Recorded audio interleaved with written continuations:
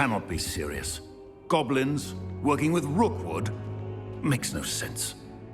It is rather unorthodox, to say the least. Unorthodox? It's inconceivable. It's... Ah, Fig. You have a visitor. I'll see what I can find out. Sir, I was able to search the restricted section while you were with Professor Black. It was a book we were after.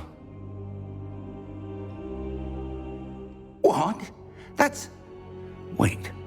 You accessed the restricted section? But how? Thinking on it, perhaps it's best you spare me the details. Fair enough.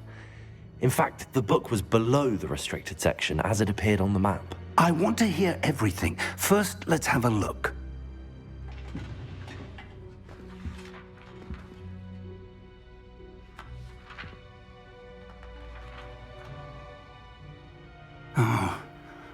Oh dear. Some of these pages seem to be missing. It appears someone has got to the book before us. Still, I will need time to study what remains. Perhaps we can still salvage something useful, though it may take some time.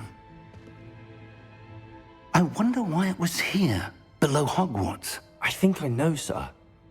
I saw 2 more memories where I found the book. Another pensive. Godric's heart. The man we saw before, Percival Rackham, was a professor here. The first memory showed him and 3 other professors using ancient magic to restore a hamlet from a drought. Miriam was right. And the second memory? They were talking to a student who started as a 5th year, like I did. She could see traces of magic too. Why those memories? Perhaps this book will explain. I'll have to take it with me to London. The headmaster has insisted that I speak directly to the minister about George's death. What will you tell them about Mr. Osric's death? I don't know how much I dare say. George tried to convince the ministry about Ranrock, but to no avail. My instinct is to follow the path we are on for the moment and keep the details to ourselves until we know more. I understand. I'll see what I can learn about the missing pages while you're gone. Good. Don't neglect your studies. Your wand work is improving by the day. But you'll want to pay attention in herbology and potions. There's more to magic than spellcasting. Plenty to keep me occupied while you're gone. You've done exceptionally well. I look forward to seeing all that you've accomplished when I return. Oh, and don't neglect your friends. You may be surprised by how much you can learn from them as well.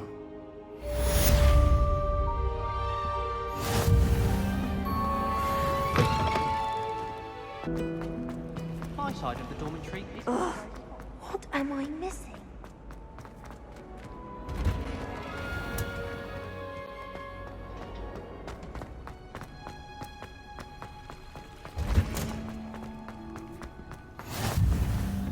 Hell. Is she growing Punja's onion again?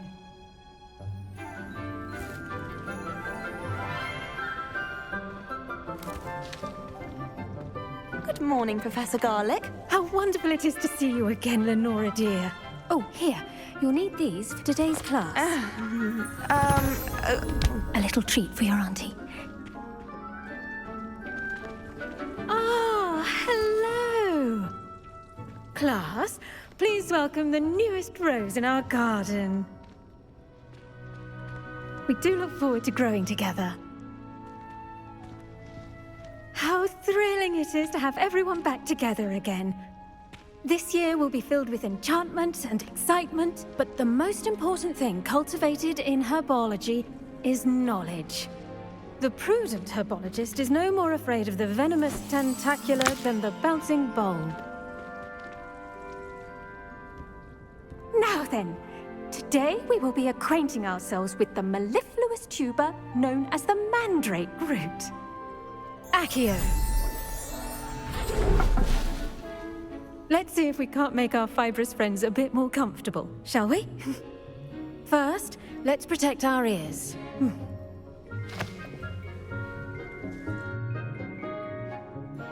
Now, everyone, grip their mandrake by the tendrils and give it a firm tug.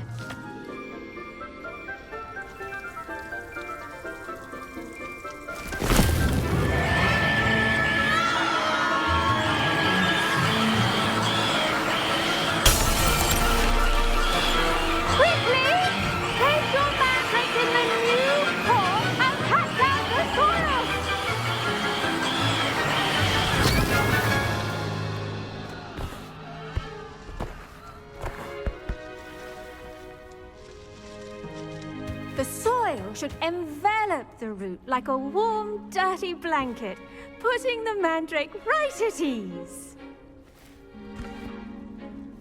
Reparo! I'm very sorry about that. Yours was a bit mature, I'm afraid. All right then, off you go. Splendid work, everyone! Now, for our next task, we'll be planting dittany at our potting tables. You can all get started. I need to have a brief word with our new student.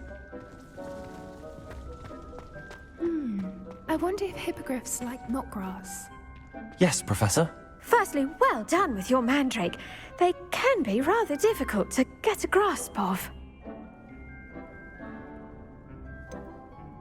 I'll say, nearly went deaf. Well, yes. Of course, the cry of a mature mandragora can be fatal, so remember to keep those ears protected. Now, as I mentioned, next we'll be planting dittany. Let us find you some seeds. I already have some, Professor. Picked them up in Hogsmeade. You visited the Magic Neep. Wonderful. A prepared student is bound to bloom. I've arranged for you to have your own potting table here in the classroom. Wasn't easy to spare one on such late notice. Plant the seeds there now, and you can return to harvest them later. Even with soil, sunlight, and a bit of magic, they will take time to grow. Let's see how to balance my star thistle arrangement. Niffler's fancy or roses? Dittany's restorative properties make it a vital ingredient in the Wiggenweld potion, as you all should know from Professor Sharp's class.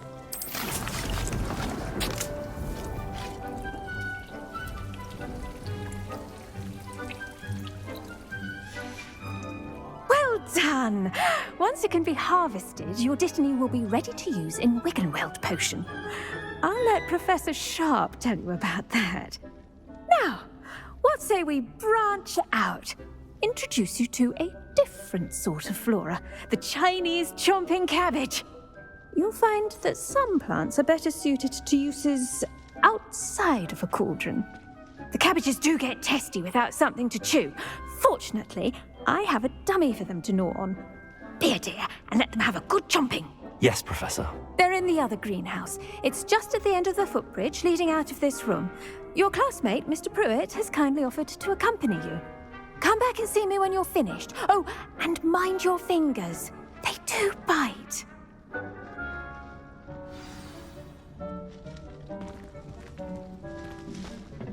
Hello. Saw you on your way to Hogsmeade the other day. Nice to meet you. I'm Leander. I'll be showing you the Chinese chomping cabbages. Nice work in Defense Against the Dark Arts, by the way. Excuse me? You're joining Sebastian! And he's good. Thinks he's really good. But you outright slaughtered him. It was brilliant. Oh. Well, thank you. I nearly put Sebastian in his place myself. Here we are.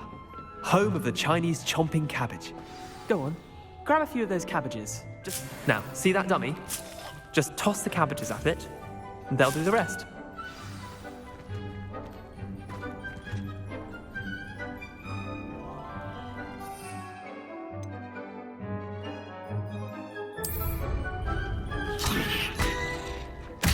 Look at that! They'll chomp them until they can get their mouths on. Mum planted some in her garden last year to keep the gnomes out. Did save her the de-gnoming, but they left her honking daffodils in tatters. Vicious little bastards, aren't they? My kind of plants. Not like stupid booba tubers and bouncing bulbs. The kind of plants that'd have your back in a fight. Not saying you can't go it alone, but, well, imagine that wasn't a dummy.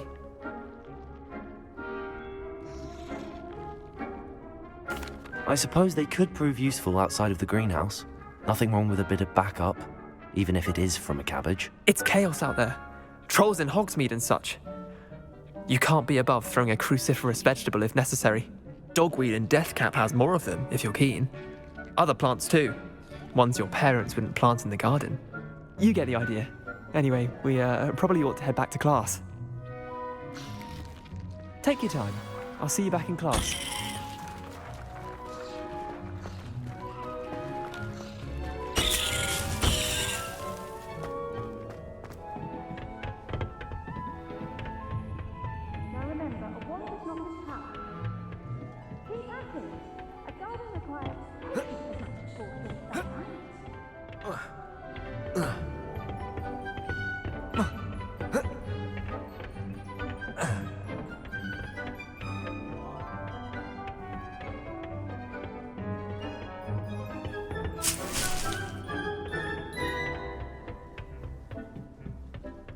And with that helpful reminder as to why we should always wear our dragon hide gloves. I tended to the Chinese chomping cabbages, Professor. Remarkable plants, aren't they?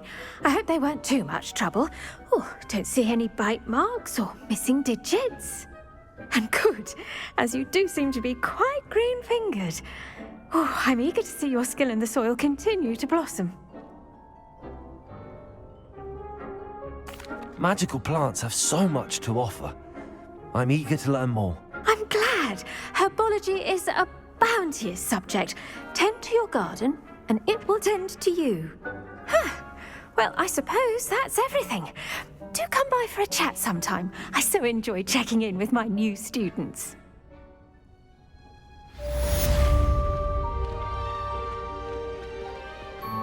But those mandrakes are really relishing their new